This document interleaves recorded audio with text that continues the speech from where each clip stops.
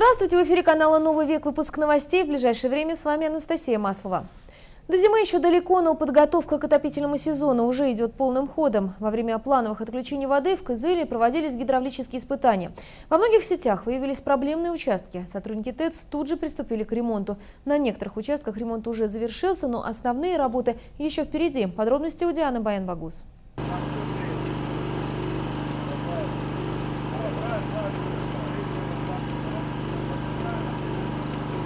Во время гидравлических испытаний в течение зимы здесь, на участке улицы Чульдум, выявили, что трубопроводы обветшали. Замена инженерных сетей данного участка плановая, рассказывает начальник цеха центрального ремонта АО «Кызылская ТЭЦ» Виктор Черненко.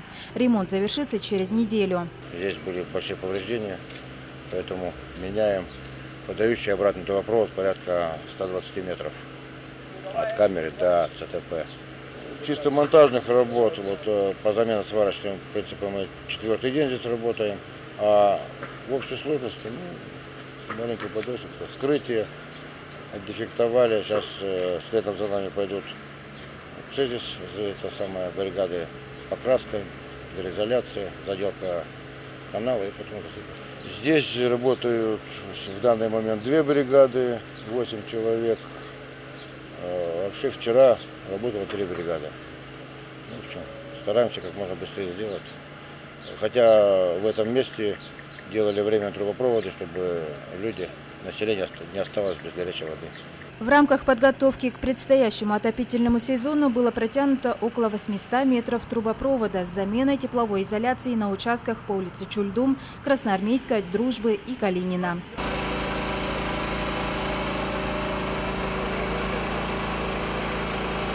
На магистральных и внутриквартальных теплосетях устраняются повреждения. Всего выявили более 10 участков, на 6 из которых уже выполнены работы. В зоне особого внимания по-прежнему остаются муниципальные тепловые сети, переданные Кызылской ТЭЦ в 2015 году.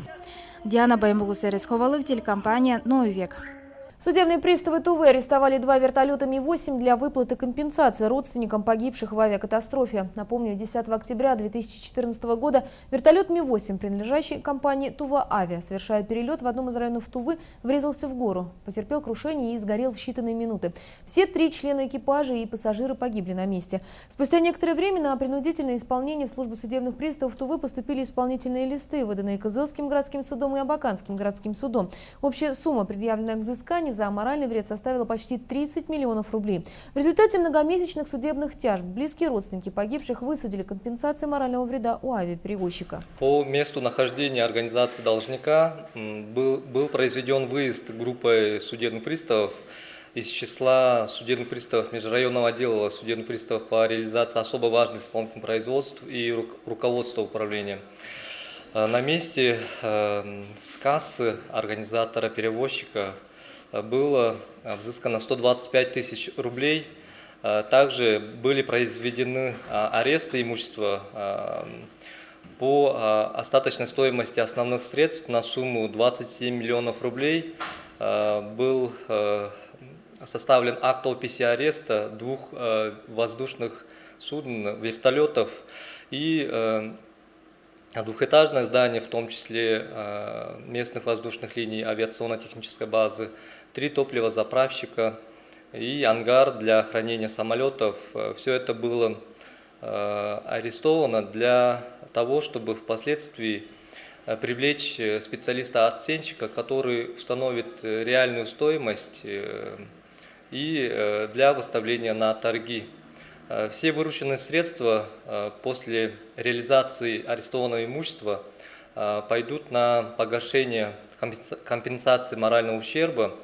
И в том числе руководитель организации был предупрежден по статье 315 УК РФ. Это предусматривает ответственность за злостное уклонение от решения суда, равно воспрепятствование решения суда. Туве снижаются ставки по ипотеке, растет количество выданных кредитов. Об этом сообщает Национальный банк республики. За 5 месяцев 2017 года банки выдали жителям Тувы ипотечные жилищные кредиты на сумму 732 миллиона рублей. Это на 28% больше, чем в аналогичном периоде 2016 года. С помощью ипотеки в январе-мае 2017 365 заемщиков из Тувы смогли улучшить свои жилищные условия. Средняя сумма одного ипотечного кредита за этот период составила 2 миллиона рублей.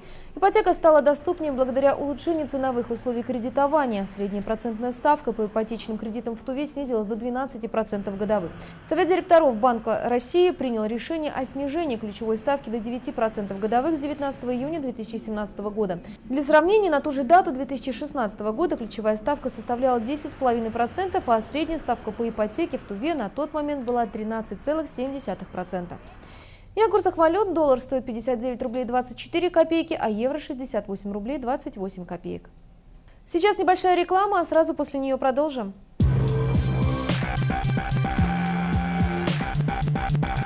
Какой большой, красивый. И цена выгодная.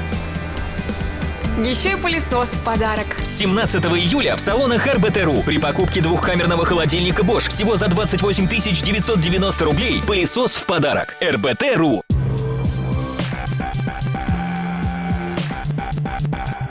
В эфире новости, продолжаем выпуск. Тува манит туристов не только своей красивой природой, но и богатством таежных лесов и водоемов. Изначально рыбалка и охота были средством выживания. Сегодня это больше хобби. В нашу республику ежегодно съезжаются любители такого промысла. Но как при этом не навредить? Об особенностях рыбалки и охоты в республике в Национальном музее рассказал заместитель председателя Госкомохотнадзора Тувы Артыш Салчак. Охотовед-биолог Артыш Салчак начал лекцию со знакомства с фауной республики. В Туве насчитывает 72 млекопитающих, 240 видов птиц и 7 видов пресмыкающихся. В горно-таежной зоне обитают восточно-сибирские животные. Среди них сибирский горный козел, лось, морал, косуля и кабарга. Охота, как известно, была одним из основных способов добывания пищи. Благодаря ей выживали одни виды и умирали другие. С появлением людей все сильно изменилось. Как известно, охота, рыболовство и собирательство на протяжении тысячелетий являлись единственными источниками существования человека. Кроме того, лектор рассказал о разновидностях охоты. Так, если в средние века европейцы охотились ради забавы, и это была привилегия знатных людей, то в Туве охотились, чтобы выжить.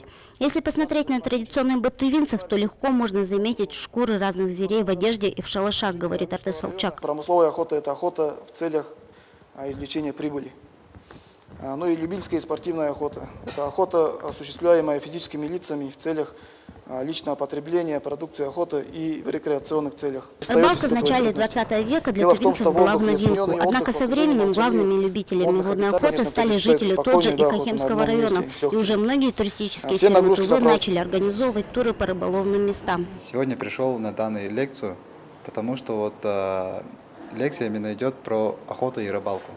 Охота меня мало интересует, а рыбалка в большей степени.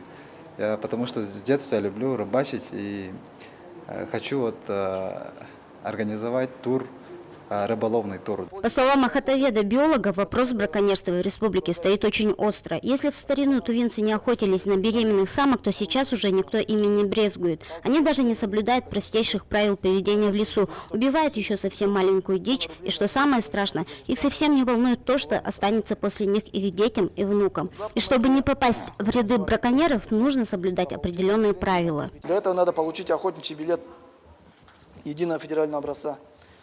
Для получения охотничьего билета надо обратиться в многофункциональные центры по месту жительства или же государственным охотничьим инспекторам.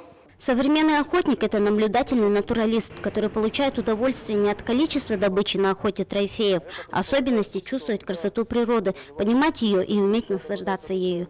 Чинчиса Мугабуяна, телекомпания «Новый век».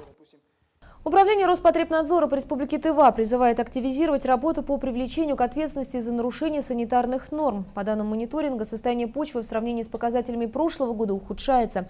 Причинами загрязнения являются увеличение количества твердых бытовых отходов, несовершенство системы очистки населенных мест, несанкционированные свалки и несоблюдение других санитарных правил.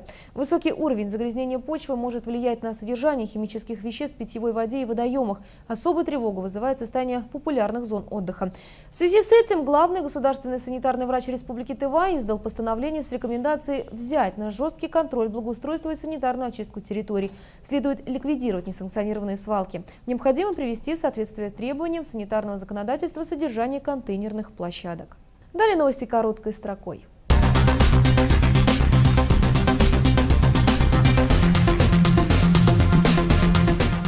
На здании Республиканской психиатрической больницы появилась мемориальная доска в память о Викторе Васильевиче Подкорытове, который возглавлял больницу с 1966 по 1995 годы. По сути, он ее вместе с коллективом и построил. В этом году ему исполнилось бы 80 лет. Почетную миссию открытия мемориальной доски выполнил сын врача. После минуты молчания состоялось возложение цветков к памятнику. В Туве дан старт всероссийской акции «Зарядка со стражем порядка». Воспитанники загородных лагерей, в которых отдыхает порядка 700 детей, с удовольствием выполнили комплекс физических упражнений под руководством инспекторов ПДН. Чтобы встреча была максимально полезной, после зарядки инспекторы ПДН провели с детьми профилактическую беседу, напомнив правила безопасного поведения на воде, вблизи проезжей части и в общественных местах. Госдума приняла в третьем окончательном чтении законопроекта о введении сбора за пользование курортной инфраструктурой. Курортный сбор вводится в экспериментальном режиме на 4,5 года с 1 мая 2018 до 31 декабря 2022 года. Эксперимент коснется 4 регионов – Крыма, Алтайского края, Краснодарского края и Ставропольского края.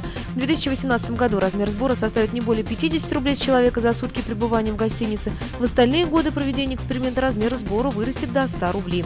Курортный сбор будет направляться на строительство инфраструктуры, ее реконструкцию и благоустройства. Тувинская специальная республиканская библиотека выпустила в цифровом формате 2 аудиокниги на тувинском языке. Это первый том романа Юрта Табунчика «Мангуши Кинина Лапсана». Роман рассказывает о жизни пограничного села, о дружбе школьников двух братских народов – советского и монгольского. Вторая книга – документальная повесть «Мой сын Далай-Лама». Рассказ этой женщины богат историческими и культурными деталями, полон чарующих образов, воспоминаний и событий. С 20 июля по 20 августа 2017 года Минэкономики Тувы принимает заявки на конкурс по предоставлению субсидий начинающим малым инновационным компаниям в виде грантов. Заявки принимаются в Департамент по развитию предпринимательства Минэкономики Республики по адресу город Кызыл, улица Чульдума, дом 18, кабинет 235. Информация по телефону 2 17 67.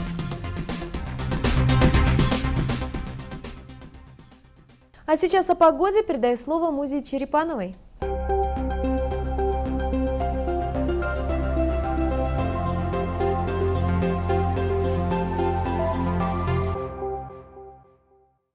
Это погода на канале «Новый век» и я, Муза Черепанова. Днем 21 июля в Кызыле переменная облачность, небольшой дождь, возможная гроза плюс 25, плюс 30 градусов. Вечером и ночью облачно, без осадков. Столбик термометра задержится на отметке плюс 11, плюс 13.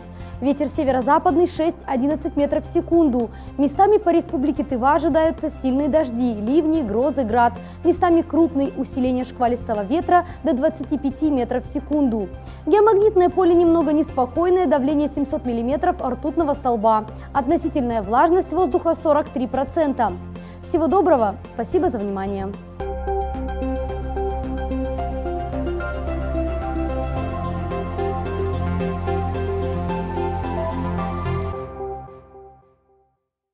На этом все. Эфир продолжит программу «Услышать каждого». Я же с вами не прощаюсь, а говорю до новых встреч на канале «Новый век». Всего доброго.